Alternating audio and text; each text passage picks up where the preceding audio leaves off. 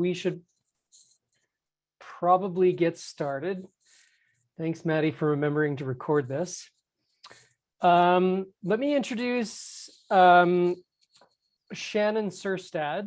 So Shannon is a research engineer here at the Utah Water Research Lab at Utah State University. She's working with us on some of the data management related things. You've probably seen her at a lot of these data help sessions and workshops, and you'll probably see her face in the future. I asked Shannon to put together a presentation for today about the Zenodo repository. And I'm going to let Shannon take it away here in just a minute, but we're presenting information about the Zenodo repository because it is one of the repositories that we are going to be supporting, that we will be supporting through the data submission portal. But as Shannon will tell you, I think on one of her slides, we're sort of recommending Zenodo as a last resort place for people to be putting things. And there's a number of reasons behind that that Shannon will talk about briefly. Not that there's really anything bad or awful about Zenodo, but there's some other aspects of the other repositories that we're working with that I think maybe are better for this community. So Shannon, why don't you go ahead and share your screen and take it away and do the presentation. And if there's any questions along the way, feel free to interrupt and ask questions. Shannon, I'm assuming that's okay if people ask questions along the way. Yes. How does my audio sound? Sound okay? I think you're fine. Okay. Yeah. I don't have a specific mic. Okay. As Jeff mentioned, I'm Shannon Cerstad. I've been at the Water Lab and an engineer at the Water Lab. Jeff is right down the hall from me, and my role is to help with data management support for the CZ Hub. And thank you for everyone for tuning in today for our episode. If you happen to be watching this in replay, also thank you. And if you happen to come across this recording on a search for Zenodo on the interwebs, know this is a critical zone net specific presentation for Zenodo, so may not fit your needs. I'm going to go over what is Zenodo, pros and cons, what it's like inside Zenodo, and also run you through an example in Zenodo. So Zenodo has been around about 9 years. It's a general purpose repository created by Open Air Program operated by CERN. It is a repository that accepts all types of files, articles, posters, models, in any type of file format. But for CZNet purposes, we are mostly interested in your data sets. You can upload other things with your files, but the data sets are the key files in this repository. And each record can contain up to 50 bytes total among all the images uploaded. If you're familiar with HydroShare, they call it a resource, and in Zenodo, they call it a record. So some good things about Zenodo. It is the user can decide the accessibility, the access rights and conditions. The user can track the number of views per record. Each record is assigned a digital object identifier, which makes it easy to cite, share, and discover. Your data is preserved at the CERN data center for many years. I think 20 years was the value I saw, and it is no cost. So some downsides to Zenodo, because it is not one of the more popular repositories, users may not know to search on Zenodo for your data.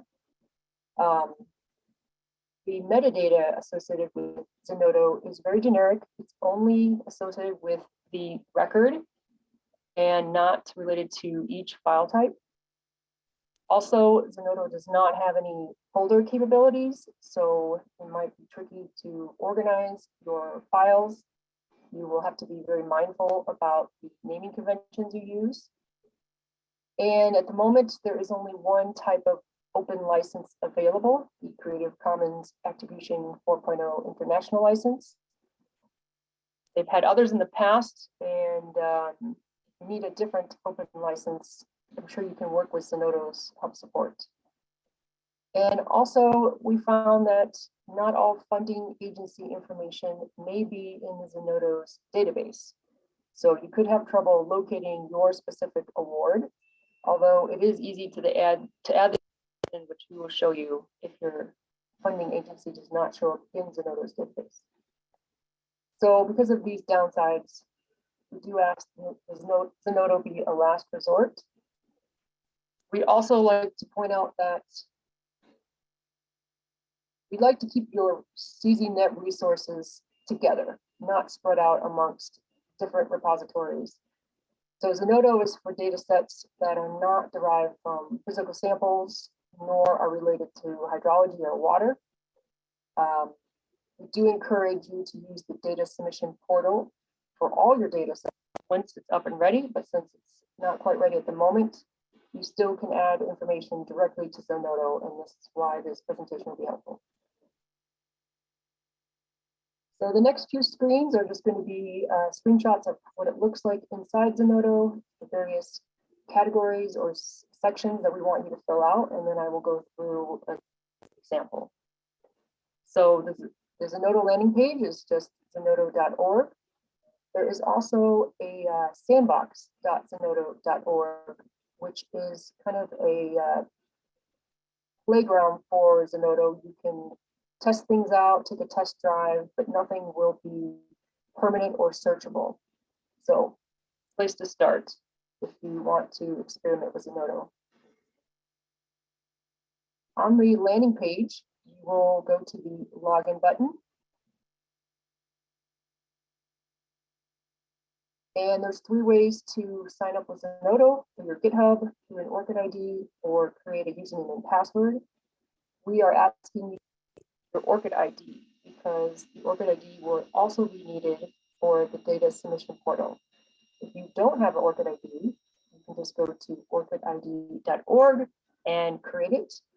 The ORCID ID is a persistent digital identifier that you own and control and distinguishes you from every other researcher, which can come in handy if someone else has your name.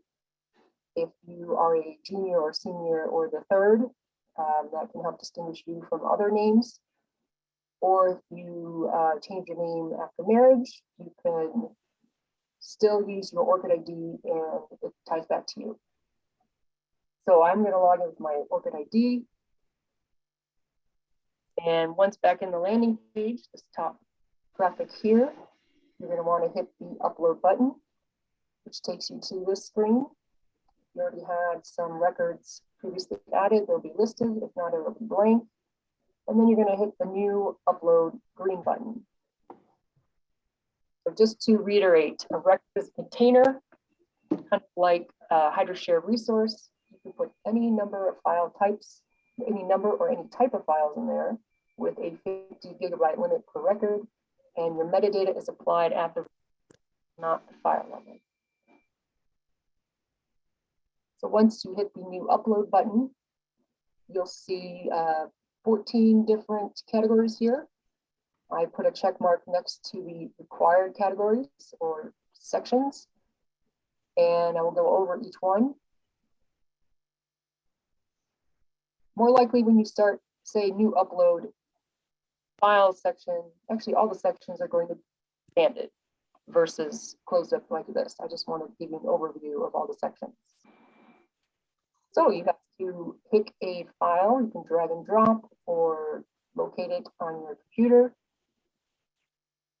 Notes that you need to have at least one file added to create a record. It won't let you just add a record and save it metadata alone. So you will have to choose a file, and you have to use the start upload button for each file that you want to add to actually put it into the record. And you can add as many files as you want at a later date, as long as your record is not published. So a record can be saved, you can revisit it, or it could be published. You can't change your files. So if you're not done with it, we recommend just keep saving. After you add your files, the next section is communities. And the Zenodo already has a critical zone community created. You'll have to search for it and find it in the drop-down. Note, if you are doing an experiment in Sandbox, the critical zone data community has not been added yet. And so you'll have to skip that part if you are doing it in a trial run. Otherwise, you do have to type critical zone data for this to show up. You just type critical zone. For some reason, it just, you have to keep going. After the community section, you now get to choose what type of upload this is. They give you options from publications, datasets, software. We want you to choose dataset for all CZNet datasets. You can add other files to it. The dataset will be the most important. And yeah, so choose dataset. Once you pick the upload type, the next section is the basic information, kind of the bones of the record. So the digital object identifier will be populated. You do not in that box. You can reserve your DOI in advance before you publish it. The publication date is the date that you are creating the record, not necessarily the date that you publish the record. And for the title, we'd like you to pick something that is descriptive for the entire record. It will affect your discoverability of your data sets, so it should be pretty comprehensive. Think of a way that you would title a research paper. That would be a good example for a record title. You can add many authors. Just hit the add author button. It'll ask for their surname first, their agency. You would enter the ORCID ID if you have it. It does not populate it for you. That. And for the description, think of this as an abstract for the entire record. Want it to be descriptive enough, location, and you continue down on the basic information section. There's going to be four more blanks. And the version, you could leave blank, language, you could leave blank. But in the keywords, we do want to see CZNet as one keyword, and then hit the add another keyword button and enter your thematic cluster name. So the data managers should all be in agreement with what is the official thematic cluster name that you're going to use and apply it from here on out. And in the additional notes section, this section, but this is reserved if your funding agency and award does not show up in the next category, the next two categories. So after the basic information is the license. They allow 4 different types of access rights: open access, embargoed, restricted, and closed. We do that you avoid using restricted or closed access. So the options left are embargoed or open access. Embargoed means that your record is still discoverable. It's just that no one can access the files in it. So that could be a good backup. Open access. You can set a date for when the files are no longer embargoed, and then they will be accessible to all. And in the license category, right now there are 4. The last 3 are outdated. So we do suggest you go with the Creative Commons Attribution 4.0 International. And this allows your data to be shared, copied, redistributed, and adapted. So anyone could use it for any purpose, even commercially. And here's a link to more information about this particular license. If you need any other type of license, I would suggest contacting Zenodo to ask about what other things they can create for you. So here we are to the funding category. We first need to select your grant funder. So National Science Foundation is in here. And in the next blank, you can start typing your award number, and it should show up within the first 3, 4, 5 digits. If it is, it'll be in the menu, and then you can select it. But we found with a few grants that we've tried out, it wasn't in the database.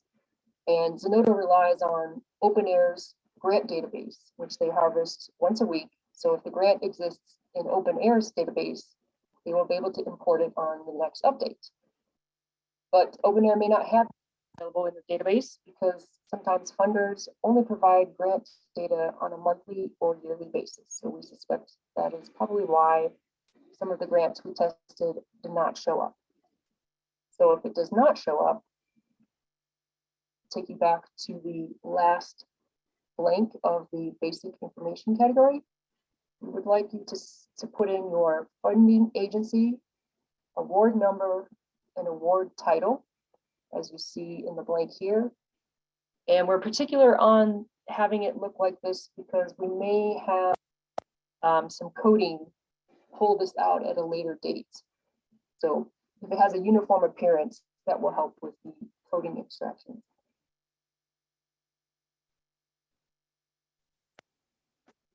So the remaining 8 categories are optional. You can go through these to see if anything is pertinent to your data set. If not, you can leave them blank. We're mostly worried about the first 6 categories or sections. So as I mentioned before, you can save your record and revisit it anytime, changing any components of it except the DOI. And once you are ready to publish your data, make it permanent, you would just hit the publish button. It will give you a warning. So if you accidentally hit the publish button, you do have one last chance to back out. Once you have published it, as I mentioned, you cannot add or remove files. Your DOI is not editable, but you still can change the other metadata. You can change, you cannot change the title, but you can change the authors. You can delete authors, move authors up and down. You also can upload a new file version. So you published it, and now your data has a second version. You can upload that. That is not the same as adding or removing files. So Zenodo has a versioning option where you can upload the next version. So I'm looking at a record I have in Zenodo, and next to it has either the edit button, which you can only edit a few things, as I mentioned. You can select the new version button. This is a lot easier than creating a new upload. It'll ask you to upload the next version. You'll have to select Start Upload again. And when someone looks at your record, all versions will be posted here in the record and accessible, with the newest version being the latest.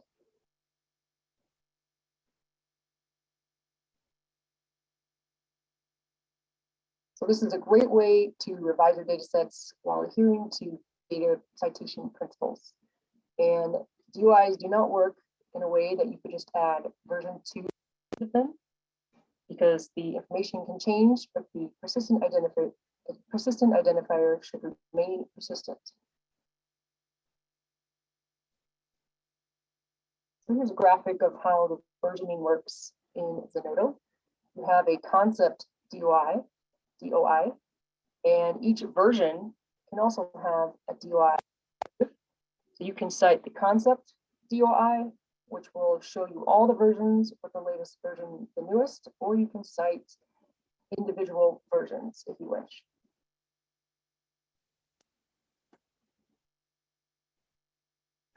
So if you want to delete a record, you can delete a record if you're only still in save mode. However, if you have already published a record, this is a little trickier to delete. But Zenodo registers these DOIs and has an obligation to keep the content. So you do have to have a valid justification if you would want to remove this record, and you only get a 1-month grace period. So we do suggest you test drive in sandbox.zenodo.org, or just keep hitting save and until you're 100% sure you're done. And Zenodo has been very helpful and responsive with their questions. They usually get me an answer within a day, so you can reach out to them. And let's see, Jeff, do you want to take it from here, or should I do a Zenodo example? Let's just cover this slide really quickly, and then you can dive into your examples. So Okay. Zenodo does have an integration with GitHub. You can link Zenodo and GitHub such that if you're doing code development in GitHub and you want to archive snapshots of your GitHub repository with a digital object identifier in a permanent way, with a, in a way that they can be cited, you can basically hook Zenodo to GitHub, and then anytime you issue a release in GitHub, it will copy all of the content of your GitHub repository to Zenodo, create essentially a new version of the record in Zenodo, and it will issue a digital object identifier, and then you can cite any of the releases that you make in GitHub as a permanent object in Zenodo that's just essentially an exact copy of your GitHub repository at the time you made the release. And that's kind of important because, a lot of people in their papers are pointing at GitHub repositories, which is a really nice step forward. Like, people are actually sharing their code and you can actually go and get things.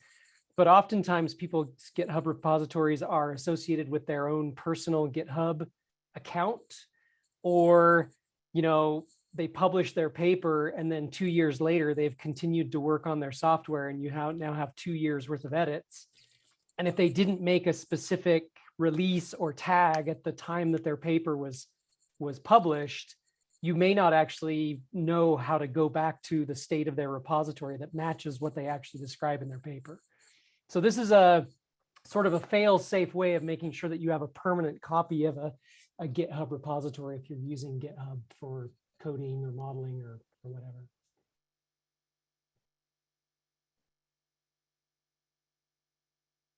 Do you want to mention something on the data submission portal? Oh, yeah, sure. So Zenodo is one of the repositories that we're going to be supporting with the CZ Hub data submission portal. So Shannon has shown you the data submission form for Zenodo. If you go directly to Zenodo and create a new record and you fill out all the metadata, the data submission portal will have a similar metadata entry form. So you can create a new record in the data submission portal. You will be able to add all of the metadata that you can add to Zenodo in the data submission portal, and then you can hit go and it will submit all of your stuff over to Zenodo.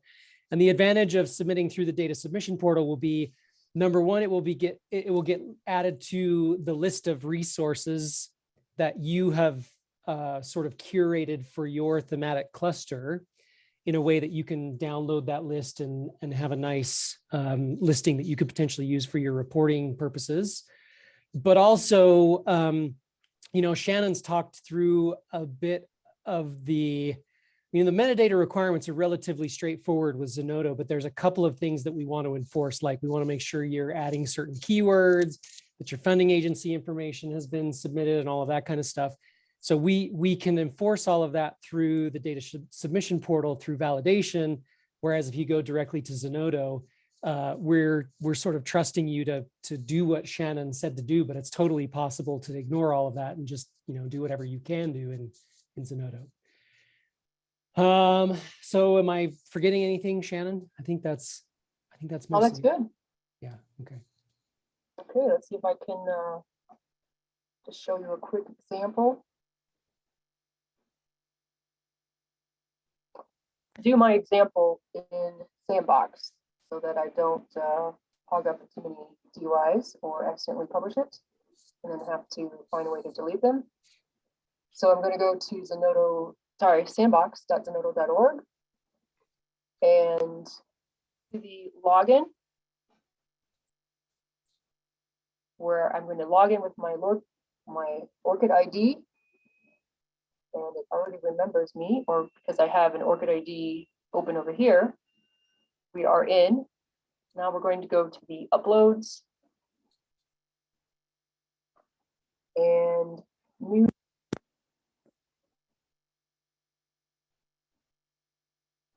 So I will just collapse all these categories or sections to show you an overview. And the first is adding your file. So we're going to pretend that my thesis is not Hydra related or from a collected physical sample for the purposes of this exercise. And we're going to upload it. Done.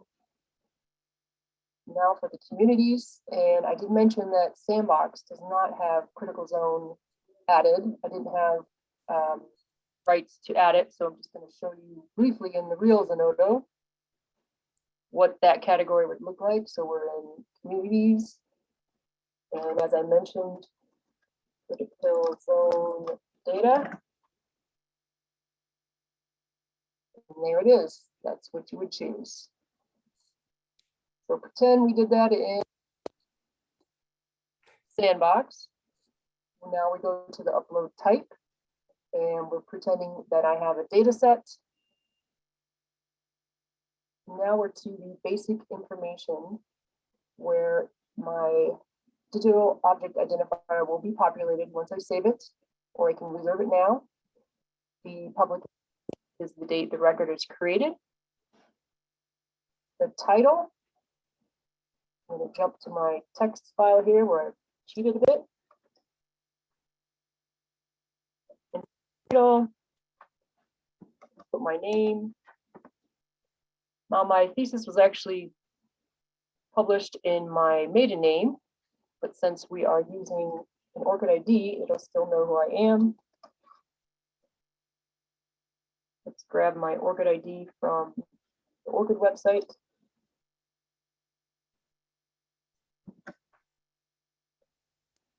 Next, it asks for a description. We'll just put in this abstract that I already have. I don't have to worry about version or language. Keywords, we're going to pretend this is a dryland cluster.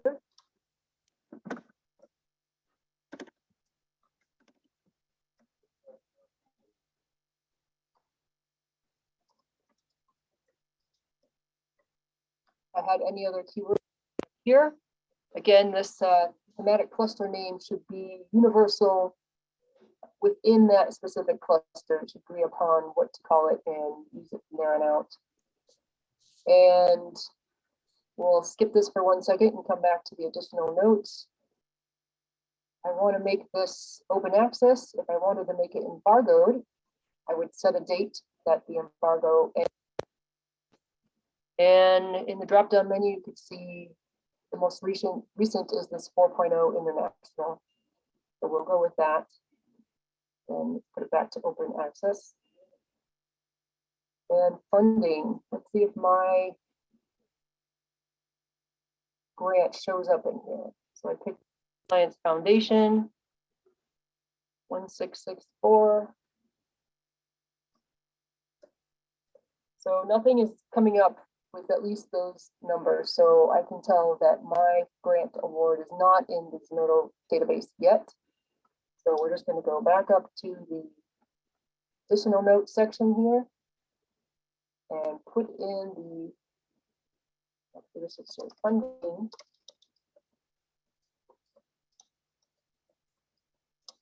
The funding agency, the award number, and the award in that order, in that appearance.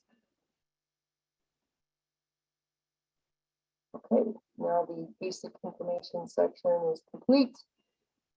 License is complete. Funding, we put it elsewhere. And then we have the last categories that are up to you. If you have someone that participated in the collection, they can be a contributor or author as well. Some references. Likely won't have any journal article or conference book chapter. So those are up to you if you want to add those. So I have all my necessary information in. I could save it. Field may not be null. Oops. I think you might have left an extra keyword that didn't have a value in it. There we go. So I'm just going to get rid of that null field. Save it. Okay. Saved successfully. Now if I go to my upload lists, this is one I made before because it's all in caps. Here is our record. It is, you can delete it if you want at this stage, or you can publish it. Oh, if I wanted to add more files, go to the choose files, select the files here, start upload, and let's say now I'm ready to publish. It will give you the same warning error, but this is only a test.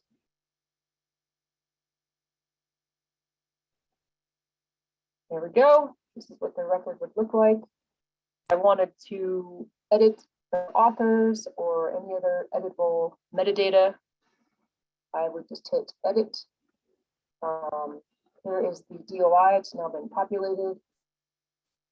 If I had a new version, I would go to the new version green button, choose that file, and start upload again, and it will put it into the versioning file. Right now, I just have one version uploaded.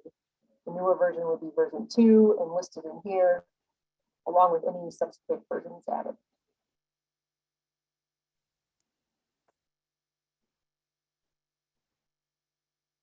So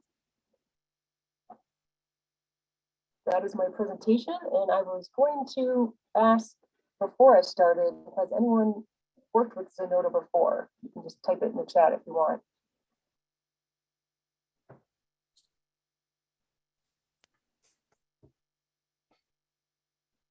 And we're also happy to answer questions now for anybody Yes. who might have questions. I had my one question first.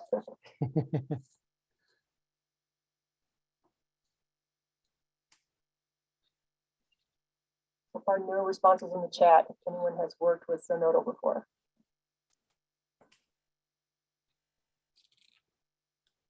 Okay, good. And it was hopefully new information you can use. Is there any questions about Zenodo? When exactly to use it?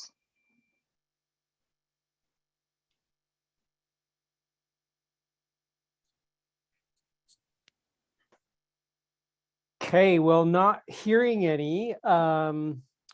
We recorded this session so that anybody else who, you think as you're cruising along, if you have questions about Zenodo or when you potentially should use Zenodo, because these questions may come up, a week from now, 6 weeks from now, a year down the road when some other data set comes up.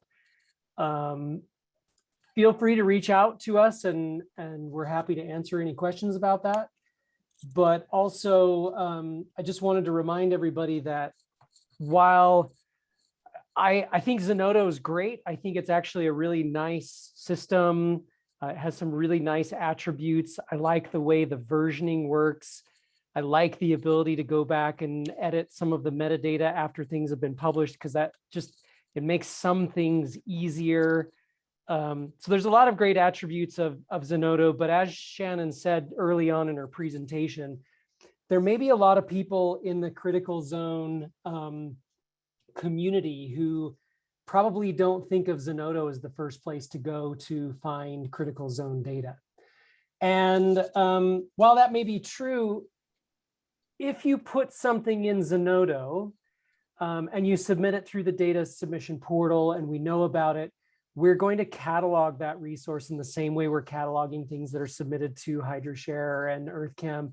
So people will still be able to find and access your resources. But again, we're gonna build a data discovery tool for the critical zone collaborative network, but somebody still has to know how to find our data discovery tool to be able to find all of these data sets. So just keep in mind, the more we can keep these data sets together, like if we're putting things in HydroShare and we're putting things in EarthChem, if they can all kind of stay together as one larger corpus and body of data, the more likely it is that people are going to have an easier time finding things. We will create the discovery tool that helps people reach out to whatever repositories you're working with, but that's just a sort of a consideration we want to make everybody aware of. Maxwell did mention that you have seen it being used in other projects, but not at this capacity before. So thanks for that. Cool. Okay, well, thanks everyone for coming. Next week, we'll be back online for a data help session. If you have general questions, issues with data you're working with right now, you want to talk about EarthChem or HydroShare or a particular data format, feel free to reach out. We can tailor those data help sessions to specific conversations that you want to have or needs that you have. Hopefully we'll see you online next week. And then I can't remember, I think our next workshop is a presentation related to the data submission portal. That's what's on our schedule at the moment. So we're working really hard with our developers to make that happen. Fingers crossed. But yeah, so we'll see everybody online again next week. And thanks, Shannon, for the presentation. Appreciate it. Thank you. Thank you. See you, everybody.